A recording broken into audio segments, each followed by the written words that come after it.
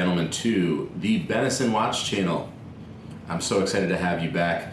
We're going to drop some amazing content for you guys, whether it's educational around luxury timepieces and haute horology, the servicing of those timepieces, the authentication of those timepieces, the financial aspects of luxury watches, and all of the sort.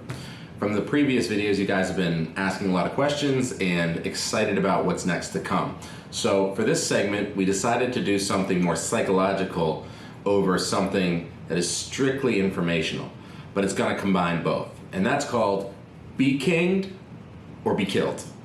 The psychology of wearing luxury timepieces. Going from folks who refuse to wear them to those who claim that wearing fakes are what's best, and the rest of us who struggle daily with deciding what type of piece we're going to wear to certain events, or how we're going to project ourselves in a way that allows us to command the type of respect we want while not getting our arms chopped off or killed in the process, or being robbed nowadays, which is much more frequent. So let's get right into it.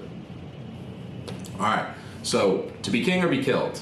This segment is a psychological breakdown of wearing luxury timepieces and how you can better understand not only how to choose which timepiece of yours to wear to elevate yourself in the way that you want and project in a way that you want as an authentic person and what you like, but also avoid pitfalls, traps, and serious death or injury when it comes to luxury watches. I mean, this is not a joke anymore. If you've been in metropolitan areas globally, whether it's London, whether it's outside of first and second world cities and countries in Spain, whether you're in Miami in the United States, Los Angeles, or even sometimes partially rural, there are more and more people understanding luxury timepieces, knowing what to look for when it comes to luxury timepieces, the brands, and their value.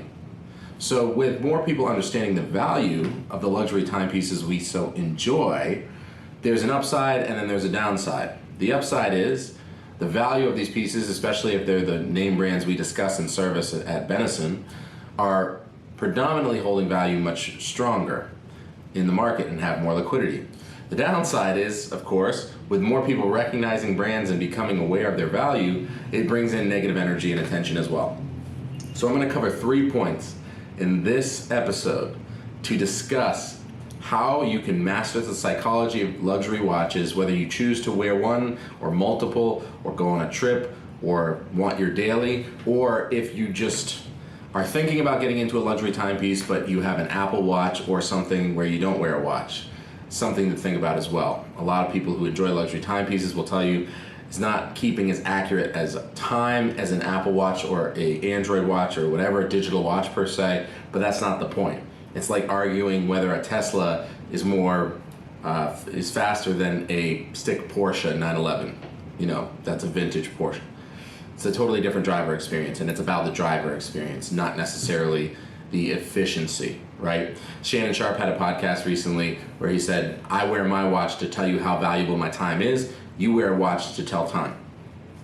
And that's why we love luxury watches. So let's start off with number 1. Whose attention are you catching when you're wearing your watch? You know, whether that's an Omega Speedmaster Pro, whether it's a MB&F, equation of time Panerai, whether you're wearing a Rolex John Mayer yellow gold Daytona with a green dial, a Patek Philippe Nautilus, you're wearing something like a Chanel, a Movado, a knockoff brand replica. These are all the kinds of mix mash things that people will choose and elect, and people have different reasons.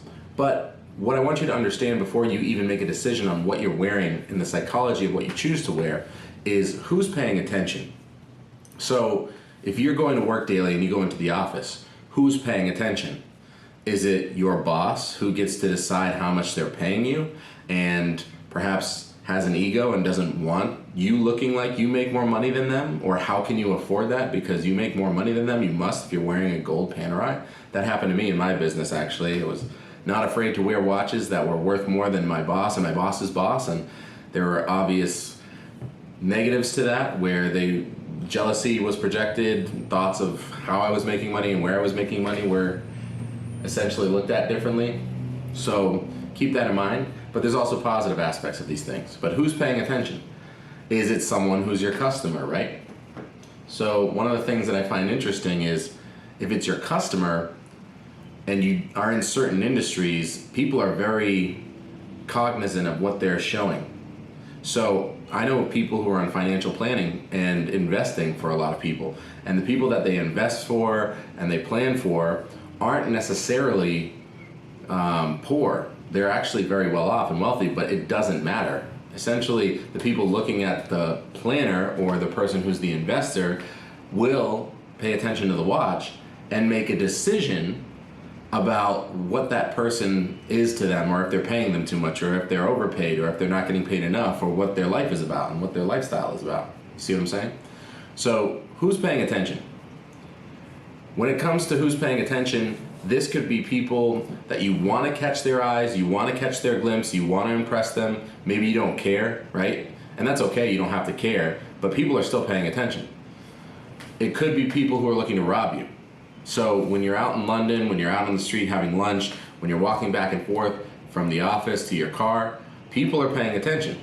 And now, so more than ever, there's people who are predatory, who are either poor or wealthy, that are looking at what you're wearing, seeing that you have something on your wrist and trying to identify very quickly if it's worth the hassle of attacking you and taking that. Again, with the rise of the love for luxury timepieces, even in the past 5 years, there's been a much higher rate of people paying attention to what you're wearing and knowing more than just the Rolex, right? Because the gold Rolex was the easy target 5-10 years ago. Now people are looking for Patek Philippe steel, they're looking at Rolex steel, they're looking at Audemars Piguet, they're looking at Richard Mille, they know how to look for Cartier, they know how to look for brands that people used to not give two shits about.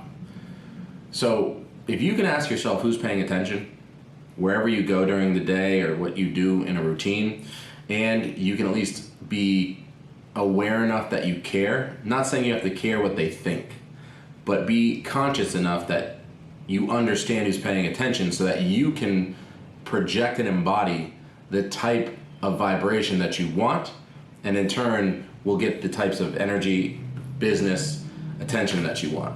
Doing it unconsciously is where people get robbed, stabbed, killed, judged in terms of actually a way that doesn't benefit them because they didn't think about it.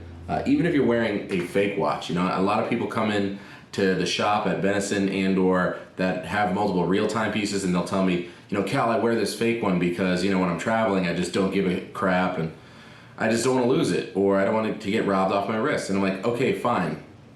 I understand what you're saying, but the truth of the matter is, number one, if it still looks like a watch that's a nice watch, it's not going to change anything because the person doesn't really know the difference. You're still going to get targeted and attacked for something that's worth much less.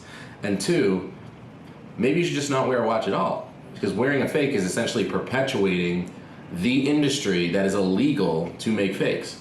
And there's so many people who will back their decision to buy fakes. I will never back that decision, ever. Never. Zero. You cannot convince me that wearing a fake watch is something that's valuable. Ever. So, off on a rant.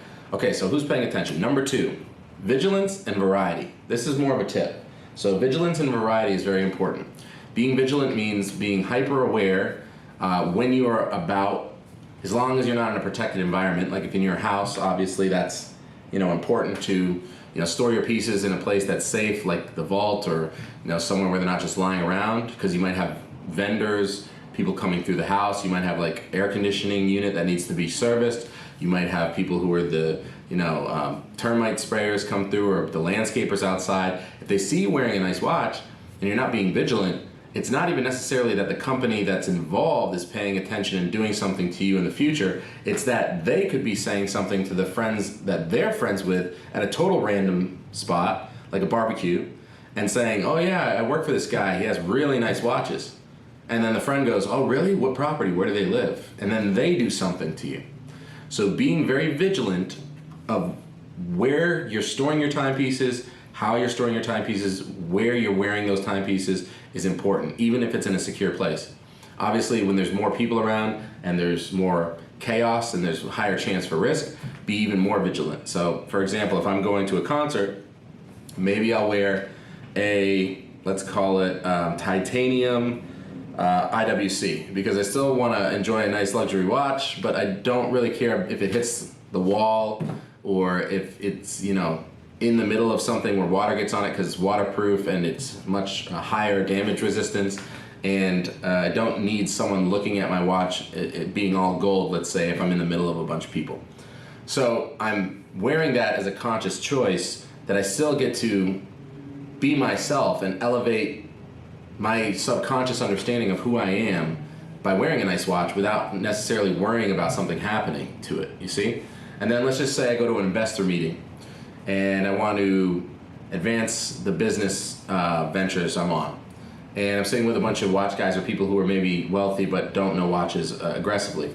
If I'm sitting with people who don't know watches aggressively, I might wear an all platinum or all gold Rolex Daytona because it's what everyone who doesn't know timepieces thinks is amazing and you know, very expensive, and it looks like you've made it. Or maybe an all gold Patek 5990, 5980 Nautilus, because it commands respect and presence. So when I have a conversation now, everyone shuts up and listens because there's value there.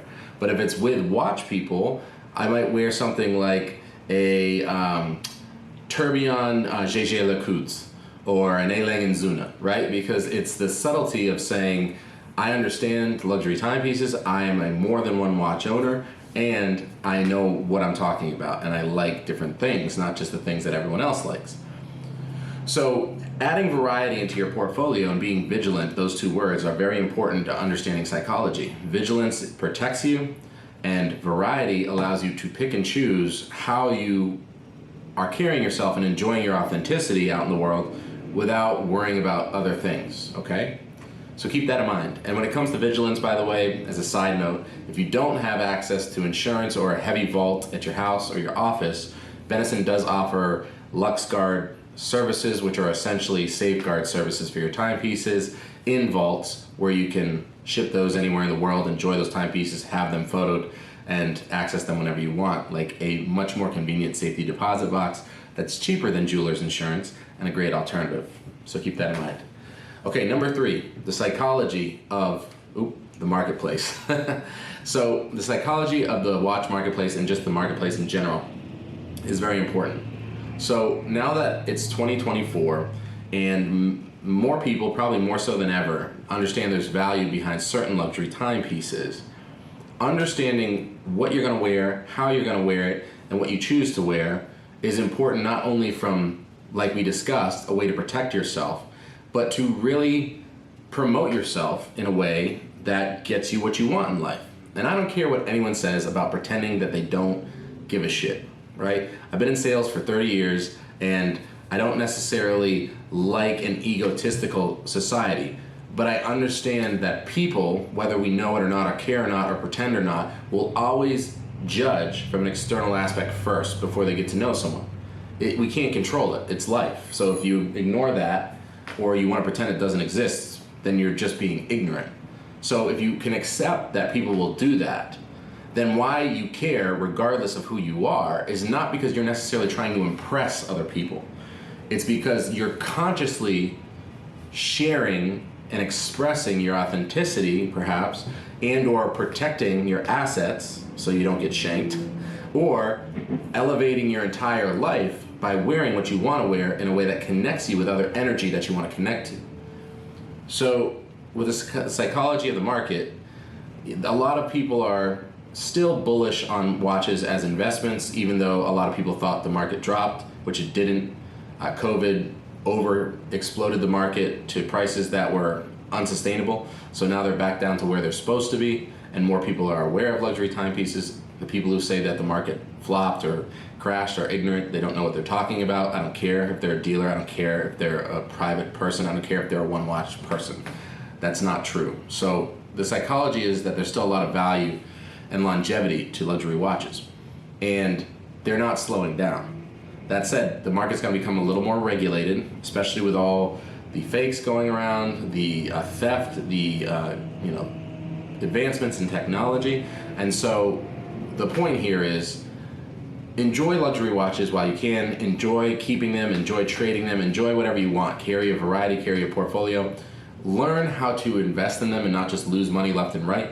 And even if you're buying a Seiko, or you're buying a Tudor, or you're buying something all the way up to a Patek Philippe perpetual calendar, whatever you're enjoying, just make sure you're being conscious and make sure that whenever you get to wear it, you get to enjoy it and not have to constantly stress about, number one, something bad or negative happening, and two, you can do it in a way that's methodical so that not only do you get to express yourself truly how you want so that you get to enjoy life, but you're getting out of life exactly what you want by being very intelligent about the watch you wear. And it's kind of ironic, obviously, because you'll always see me wearing a different watch in these, but it's a unicorn day. I feel completely naked. I actually, full transparency, am not wearing a watch right now, but it's in my vault, so I should have gone and got it, but c'est la vie. So I am going to the gym later though, so conscientious decision to not sweat through my band. So I hope that was something that was informative, a little more entertaining. You know, usually we do some informative stuff too. Stay tuned, like, share, subscribe to this channel. We're gonna have a lot of amazing content. I listen to the comments that you guys post. I respond to questions, and we do videos based on some of the inquiries you have. So if you have any questions about timepieces, the service, the authentication, the markets, whatever it is, drop them in the comments below. We'll make sure to pay attention and do some recordings of it, okay? Stay tuned and stay vigilant out there, guys. Enjoy your timepieces. Peace.